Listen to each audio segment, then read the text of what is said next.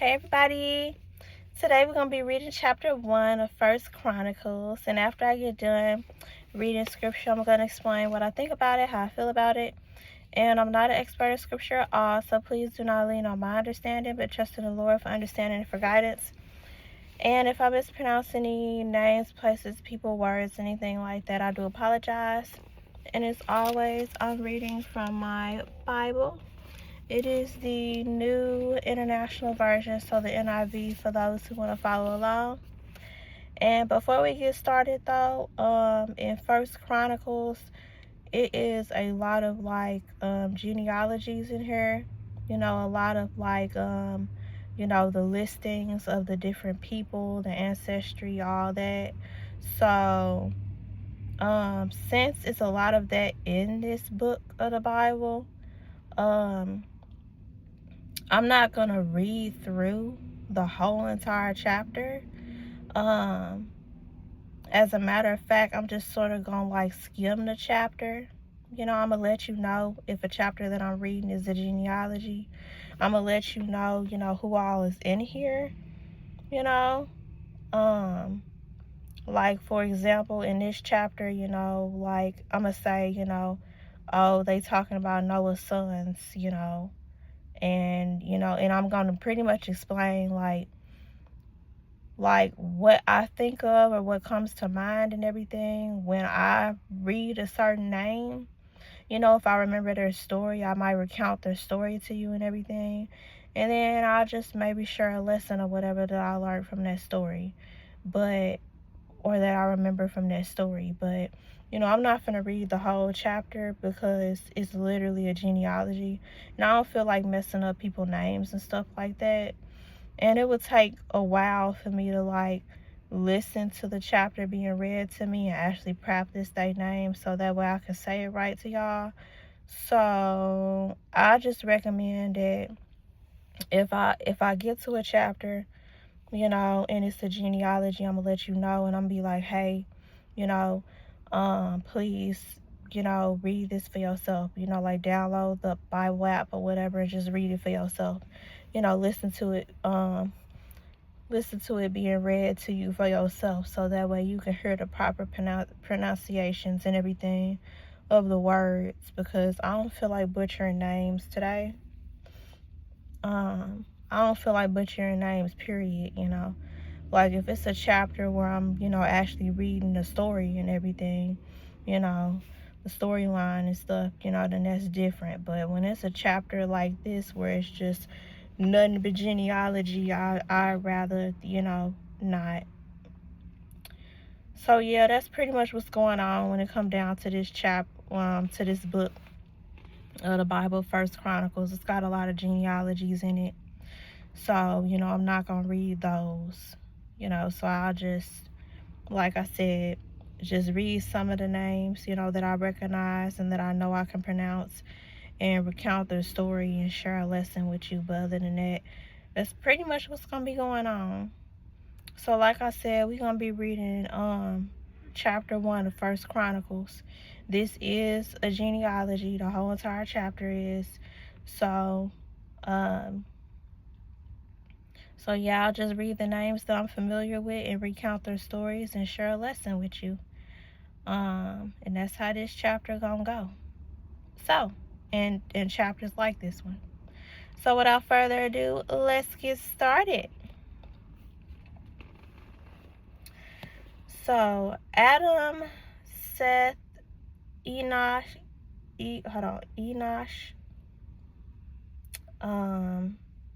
Jared, Enoch, Lamech, Noah, and then the sons of Noah, Shem, Ham, and Japheth. And then they talk about the sons of Japheth, the sons of Ham, and the sons of Shem. They talk about the family of Abraham, so Isaac and Ishmael. They talk about the descendants of Hagar, the descendants of Sarah, the people of Seir and Edom. They talk about the rulers of Edom. They, and that's it, pretty much. That's all that this chapter talks about, is those people. So let's start off with Noah's sons. So Noah had, well, first let's start off with Adam, because they started off with Adam first. Um, um, so Adam, as y'all already know, Adam is the man that God Himself, created from, molded from clay and breathed life into. He was the first human, here on earth. And y'all already know that Adam's wife Eve was created from his rib. Cause God had put Adam to sleep. Well, God said that it's not good for man to be alone, so He was gonna create him a partner, a helpmate. So He put Adam to sleep and took a piece of his rib, took one of his ribs, and bless me, and the Lord took that rib, and created Eve from it, created woman from it, and therefore that's how man and woman was created. Adam and Eve, because of Eve eating the forbidden fruit that the Lord told them not to eat, from the tree of good and evil and stuff, Adam also ate a piece, of the fruit and everything, because, once Eve ate some, she of course shared with Adam. And I believe Adam was present when Eve, was deceived by Satan, the serpent and everything, into eating the apple. Into eating the fruit. We don't know if it's the apple or not. It just says fruit in the Bible. So it could literally be anything. But yeah, the Lord punished Adam and Eve by, banishing them from the Garden of Eden. And they were cursed. Adam was cursed to tend the land and to work the land for their food and everything. And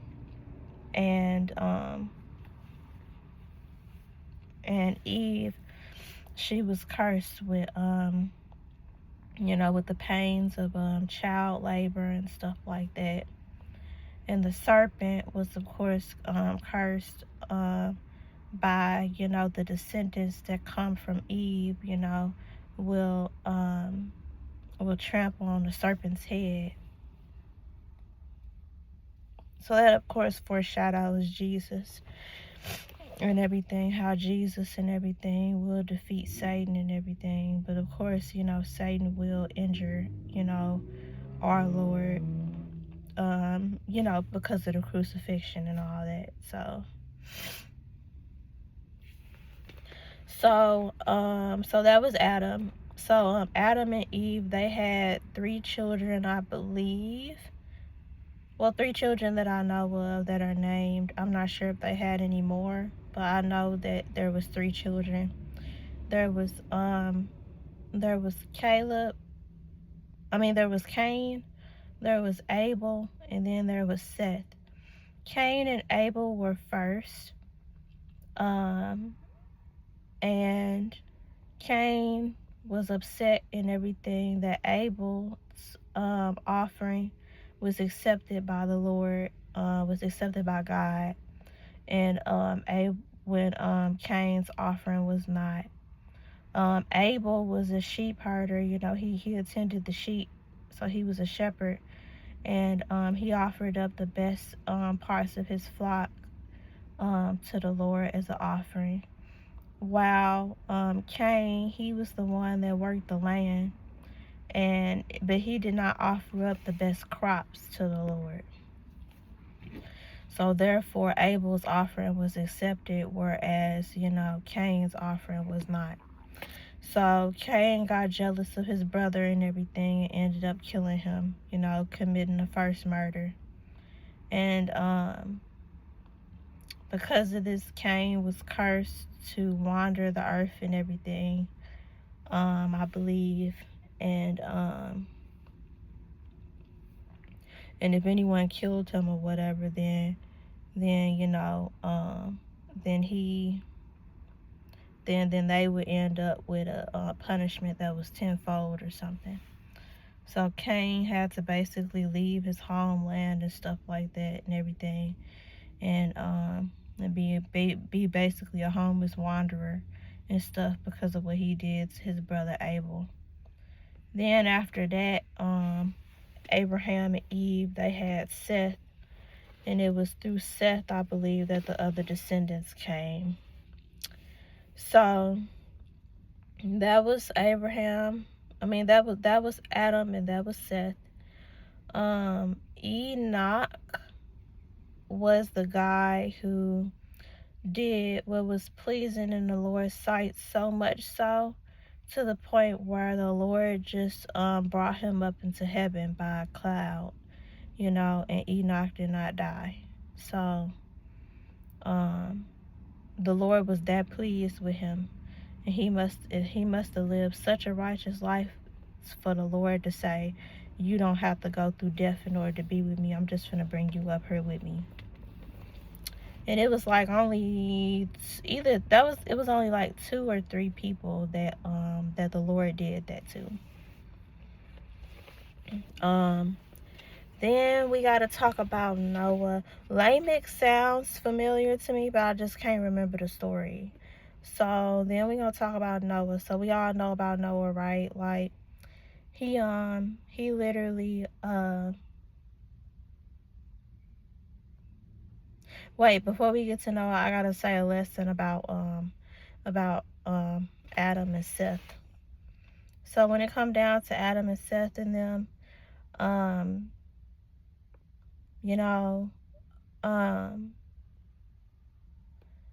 Adam, he tried to put the blame on Eve and everything for what happened.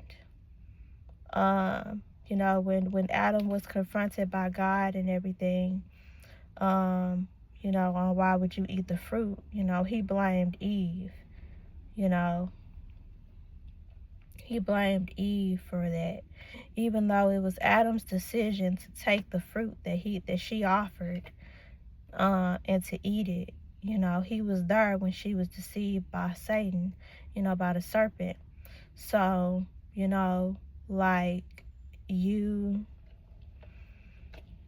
knew that the fruit in which your wife had and which Eve had was the forbidden fruit. You chose to take the fruit from her and to eat it. So that's your fault. But instead, he tries to put the blame on Eve, So let's take accountability for our own actions. That's what I learned, from that. You need to take accountability for your own actions. When it come down to God, you cannot try and, put the blame on someone else, to God for your actions. You know what I'm saying? Like, the Lord knows that you're the one who chose to do that. Like, we all have free will. We all have a choice, Like, if you know something is bad and everything, but you choose to do it anyway, that's on you, So Adam was wrong for trying to blame Eve for that. Then, the Lord, God addressed Eve and stuff. And Eve was like, it was the serpent, Satan and everything. He deceived me. Not true. The serpent, Satan and everything did deceive her, did try and trick her and stuff like that. But it's still her fault, because she knew the instruction in which the Lord gave them, in which the Lord gave Adam and stuff. Like, which means that the instructions were given to her. She knew that she was not supposed to eat from the forbidden tree, from the tree of good and evil.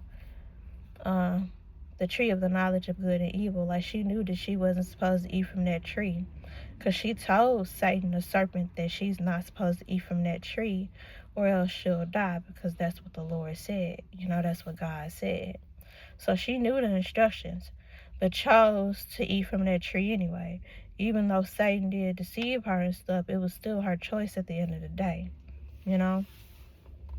Like, Satan can't control our bodies or whatever and make us do sinful stuff or whatever. Like, Satan can only tempt us. He only got a certain amount of power and everything. He can only tempt us and stuff like that.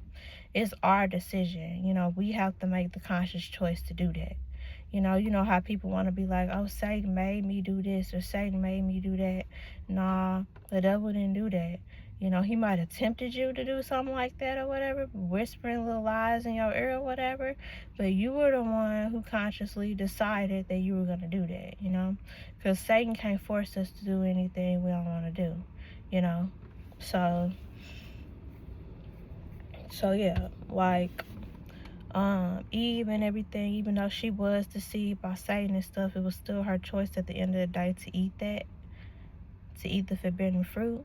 So the lesson that I take from that is, don't be listening to the lies of the devil and everything, especially when you already got confirmation or instruction or whatever from the Lord on what you're supposed to do. Don't listen to the devil, him contradicting what the Lord said. Like, don't listen to the devil, because the devil gonna get you in trouble. You stick with God's word, God's promises and everything, and what he said. You do what the Lord said always. If the Lord told you not to eat that fruit, don't eat it. Don't nobody care what the devil got to say.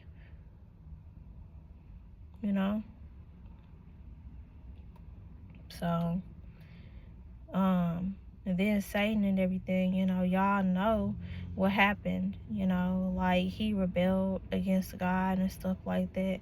Literally started a whole war and everything in heaven and stuff, because he wanted to be God, and he got cast down to earth and everything along with his angels or whatever that rebelled.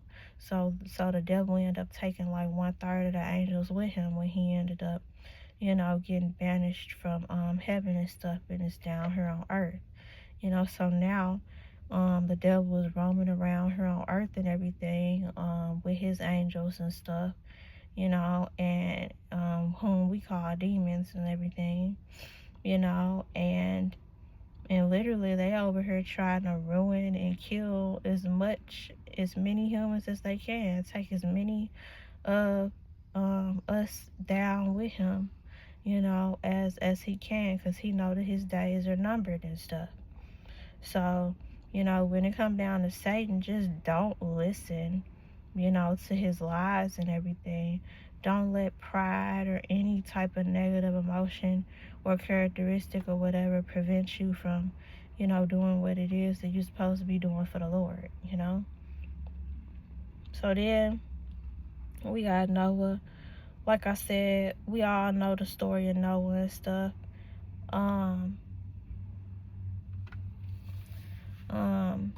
Oh yeah, one more thing about Adam and Eve and Seth and Cain and Abel. Seth was given to Adam and Eve after they had lost both their sons, Cain and Abel. Because, Abel was killed by Cain, and then Cain was literally banished and everything by God because of that. So Seth was given to them, and Seth ended up being good and everything. He did what was pleasing in the Lord's sight. So, so that was good. But with Seth, yeah, just continue to live, according to God's word and stuff, and do what he says. And that's the same lesson for Enoch, because Enoch did what was pleasing in the Lord's sight and stuff, so much so, like, the Lord was so pleased with him to the point where the Lord said, you don't have to die. Like, come on up here with me. And literally took Enoch on a cloud and everything and brought him up to heaven. He didn't even have to die in order to be with the Lord. So, with Noah was the one who was told by the Lord to build an ark and everything, to build this boat and stuff like that in order to save his righteous family and everything, and all of the animals and stuff from this flood that the Lord was going to do in order to, cleanse the world of the wickedness and the evil and stuff that was in it. Because the humans, they had begun to do wicked practices and everything to the point where, it was no redeeming it. And the Lord was sorry that he had ever made them. But he saw Noah and his family and how they were the only righteous people out of the whole earth at that time, out of the whole human population at that time. So the Lord decided to save them, as well as 7 pairs of clean animals and 2 pairs of unclean animals. So Noah had 3 sons. It was Shem, Ham, and Japheth. And everybody had wives. So, it was like 8 of them in total. So Noah and his wife, Shem and his wife, Ham and his wife, and Japheth and his wife. So, and they all took care of the animals and took care of the boat and everything, and they all built the boat, the ark and stuff. And the people did not listen to Noah and everything when he went into the towns preaching and everything, trying to get them to, save themselves and stuff and everything, because the flood was coming. They didn't believe him until it started raining and until it started flooding. But by then it was too late and everything. So basically, the lesson that I take from Noah and everything is to obey the Lord, even when you are like confused, like even when you don't understand what's going on. Because Noah looked crazy to people. Noah looked crazy to people, because he was over here telling people about this flood that was going to come. They ain't never heard of a flood or anything like that, It probably never even rained, because at that time, water came up from out of the earth. It didn't rain down on the earth, So, the fact that Noah over here talking about a flood and how it's going to rain and stuff, he probably looked, crazy to them people. And how he was building an ark in preparation for this, flood, this rain and stuff that was going to happen. Like, the people just thought that Noah was crazy, because there ain't no way, But he was crazy till he wasn't. Because when that rain came, then they woke up and realized, but it was too late then. So, sometimes, you're going to look crazy to people and everything when you obeying the Lord and when you doing what he says, but the Lord will handle the consequences of your obedience and stuff. My bad, y'all. I got to turn the car on, turn on the air, because it's starting to get hot outside. And if my phone get overheated and everything, then it'll stop working. And if I stop working, I won't be able to record, won't be able to, do certain things on it, because my phone overheated. So yeah, with Noah and everything, lesson I learned is basically you supposed to obey the Lord and everything, no matter, what happens, no matter if you're going to look crazy to people, no matter if you understand, what's happening or not, no matter if you got fear or not, it don't matter how you feel. The Lord gave you instructions, so you need to do it, Then with Shem, Ham, and Japheth, Ham had, so when the flood and all that was over and everything, and after Noah and stuff had built the altar and stuff, he had started a vineyard, a grape vineyard, and he had made some wine, and he drank some wine, and he got drunk, and he ended up naked, sprawled out, on the ground and everything, in his nakedness. And Ham saw his father, but instead of, closing his eyes and covering them up and stuff, he went and told his brothers, Shem and Japheth, that that their father was literally drunk, passed out naked or whatever, in the tent or whatever. And Japheth and Shem went, they backed into the tent, so their backs was to their father, so that way they wouldn't see his nakedness. And they put a cloak, cover over him, so that way his body, his nakedness would be covered. So when Noah woke up and everything, and learned what happened, he cursed Ham to be the servant of his brothers Shem and Japheth because of what he did,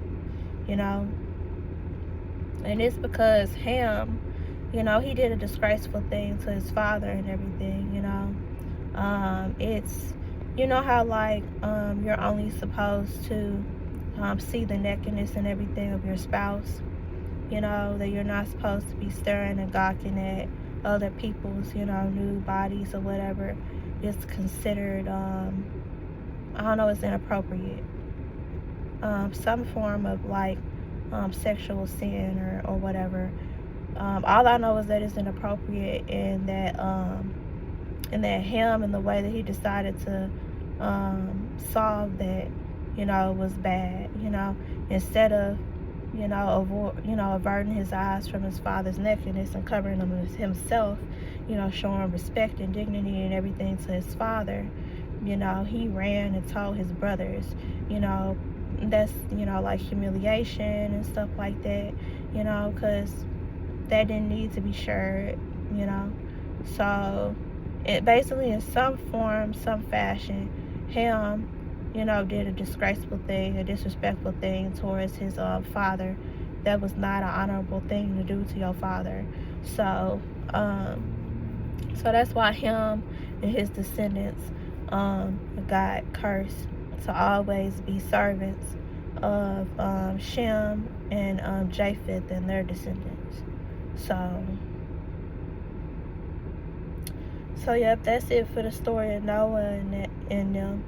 I learned from that basically that you need to always honor your father and your mother. Don't ruin someone's reputation, by telling stuff that you ain't got no business telling and everything. You need to show honor. You need to show honor to your parents, be respectful to them and stuff. So then I come to the family of Abraham. So Abraham had 2 sons, Isaac and Ishmael. But so Abraham was married to Sarah. Sarah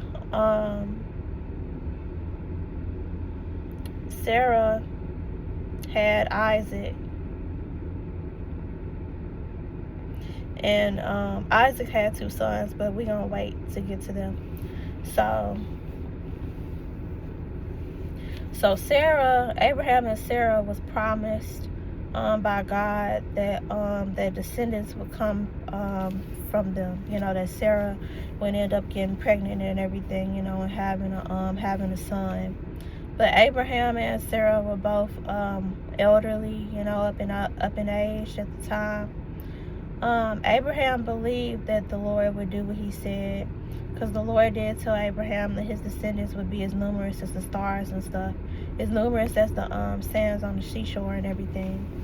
So Abraham did believe God, but Sarah, she laughed and everything when she heard that, because she felt like she was too old to have children. I'm not sure if she was barren or not, but either way, they were in their old age and hadn't had any children. So, this was, laughable to Sarah. But anyway, she ended up having a child, Isaac. But before then, because of her unbelief or whatever, Sarah did want a child like the Lord promised, but she tried to get it in her own way. So her servant Hagar was Egyptian. And Sarah made Hagar, marry and sleep with her husband Abraham, so that way she could have a child through her.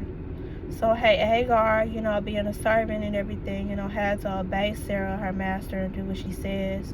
So Hagar ended up getting pregnant by Abraham, and she ended up giving birth to a son named Ishmael. So Ishmael and everything, was Hagar's son, and that was Sarah's way of trying to have a son, trying to have some descendants, because she didn't believe, that God would do what He said, and give her a child, So, but God did end up giving her a son, Isaac, and Sarah had sent Hagar and Ishmael away, because Sarah didn't want her son Isaac in order to have to share his inheritance and everything. So Sarah ended up leaving and everything, and thought that her son Ishmael was gonna die, but an angel came to her and stuff, and let her know that God noticed that that she was mistreated and wasn't loved and stuff like that, but the Lord sees her and is gonna take care of her and her son. When it come down to Abraham didn't want Hagar and Ishmael to leave, but the Lord told him to obey Sarah, and that it's okay, because Isaac is indeed the child in which he had promised Abraham and Sarah, and that Isaac is the child, the descendant in which the multitude of descendants that God promised would come from. Basically Isaac is the child that was promised, and it is through Isaac and everything in which you'll have multiple descendants and stuff like that. And he is the one who will receive, the blessing, the inheritance and stuff. Because that's the son that I gave y'all. So the lesson that I learned from Abraham's family is that, you should never try and do things in your own power. Sarah was wrong for trying to have a son through Hagar and everything. She should have listened to the Lord and believed the Lord and everything when He said that she would have a son. That Sarah would have a son. She should have listened to him. But I do understand, she felt like she wasn't physically capable to do any of that, anymore. So, and they had been trying for a long time, but, it just never happened. But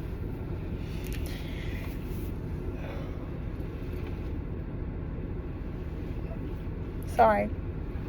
But yeah, Sarah should have listened to the Lord, should have believed in the Lord. And then when it come down to Hagar, Hagar was a servant. She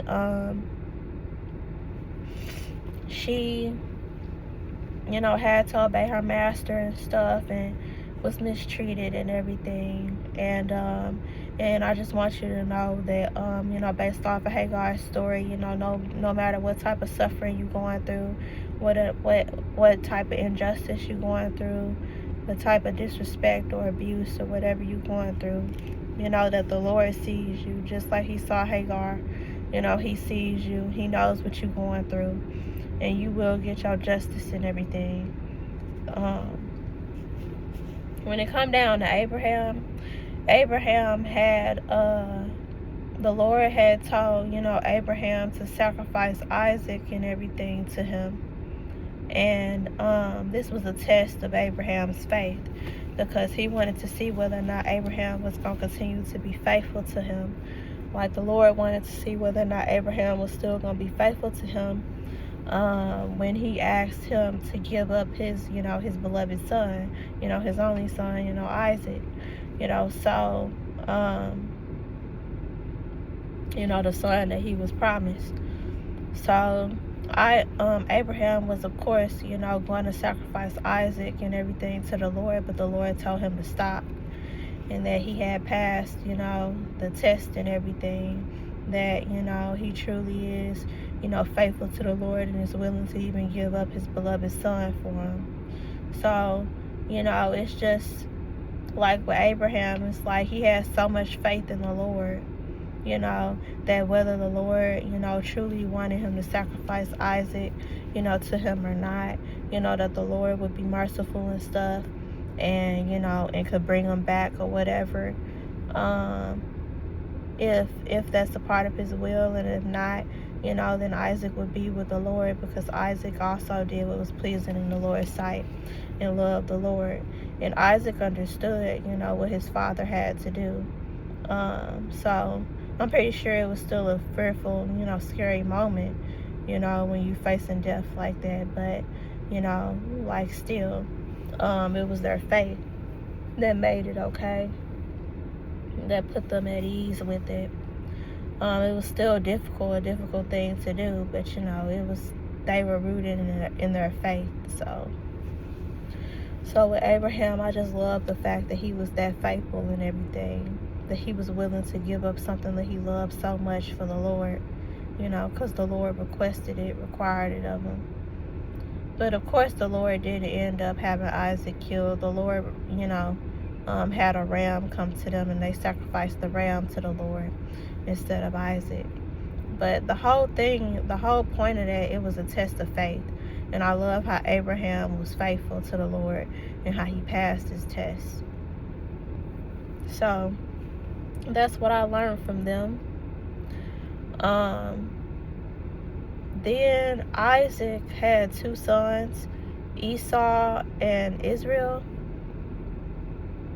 And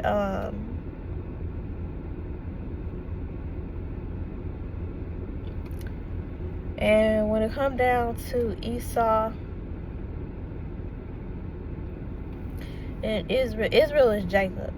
But, the Lord changed Jacob's name to Israel after the Lord and Jacob had wrestled against each other.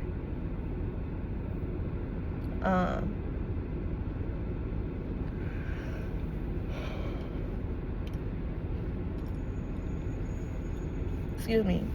But yeah, what was it? Jacob, aka Israel, he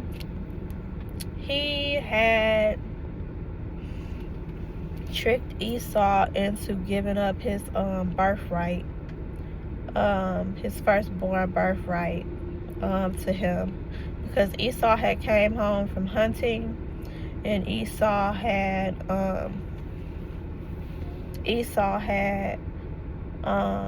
been very hungry and stuff, from being out hunting and stuff and working all day. Jacob had made some red stew, and Esau was so hungry that, he said that to Jacob, that if you don't give me some stew and everything, then I'm gonna die. And Jacob was like, if you want some stew and stuff, then, give me your rights as the firstborn, and then I'll give you some stew. So Esau traded away his firstborn rights and everything for the stew, because he I don't need these rights right now, they don't benefit me or anything like that, so what's the harm in trading them? But the mistake with that is that, it's a blessing for you to be the firstborn and to have such rights and everything, that's a blessing, a gift from God, and for you to give up your firstborn rights and everything over some stew just because you're hungry, that was like a slap in the face to the Lord, disrespectful. So then later on, Jacob deceived his father, who was blind and stuff, who was, slowly dying, on his deathbed. He deceived his father into giving him the firstborn blessing, because Jacob's father, Isaac, loved Esau more than him, and then Jacob's mother and everything loved Jacob more than Esau. And I believe Jacob's mother's name was Rachel. I believe either Rachel or Rebecca. I can't remember. It was one of them though. But yeah,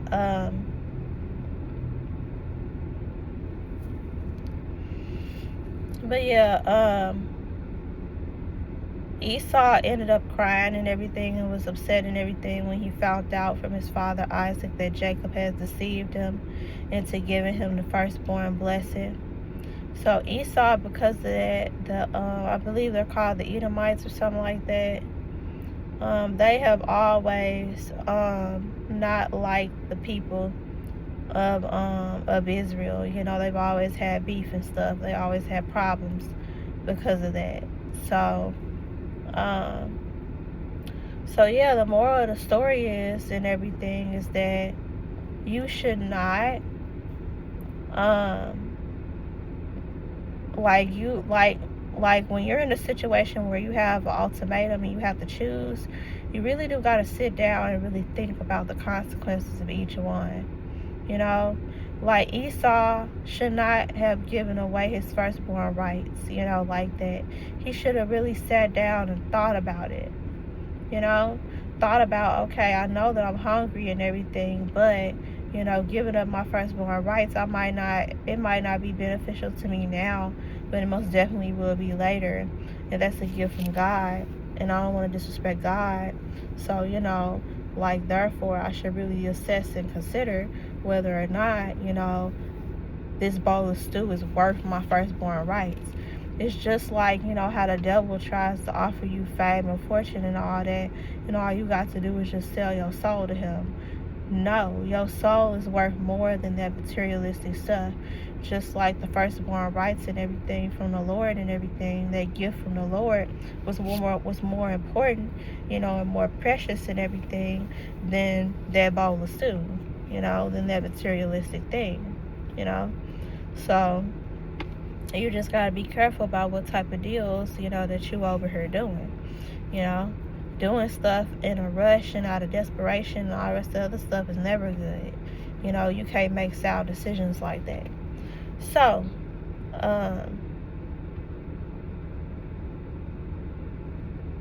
I love the fact that I learned that lesson. So then, we're not going to talk about Esau's sons. We're not going to talk about Edom and all that, because the names aren't looking familiar familiar to me, and I cannot really remember the stories. But all I want to say is that